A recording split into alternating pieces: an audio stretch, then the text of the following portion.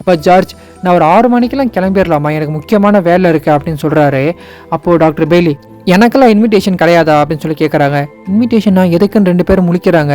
நீங்கள் பார்ட்டி நடத்துறீங்களே, அந்த பார்ட்டிக்கு நான்லாம் வரக்கூடாதா, எனக்கெல்லாம் இன்விடேஷன் கிடையாதா அப்படின்னு சொல்லி கேட்குறாங்க. அதுக்கு ஜார்ஜ் என்ன சொல்கிறதுன்னு தெரியாமல், கண்டிப்பாக வாங்க, நீங்களும் வரலாம் அப்படின்னு சொல்லிடுறாங்க. இதை பார்த்து கிறிஸ்டினா, என்னடா பண்ணி வச்சிருக்க அப்படின்னு சொல்லி பார்க்குறாங்க. கொஞ்சம் நேரத்துக்கு அப்புறம் டாக்டர் ஷெப்பர்ட் ஒரு வேளை நடந்து போகிறாரு. அங்கேருந்து பயங்கரமாக ஒரு பேஷண்ட் கத்துறாங்க. உள்ளே போய் பார்த்தா அந்த ஃபஸ்ட்டு ட்ரக்ஸுக்காக வந்த பேஷண்ட் வழியில் துடிக்கிறாரு. இதை பார்த்து கடுப்பான டாக்டர் ஷெப்பர்டு ஆலெக்ஸ்கிட்ட வந்து, நான் ஒன்ட்ட ஸ்டெண்டர் லைன் ஸ்டார்ட் பண்ணி ட்ரக்ஸ் தான் கொடுக்க சொன்னேன், நான் ஒரு விஷயத்த சொன்னால் அது செய்யணும், அதுதான் உன் வேலை, ஏன் இன்னும் ஸ்டார்ட் பண்ணல அப்படின்னு சொல்லி கேட்குறாரு.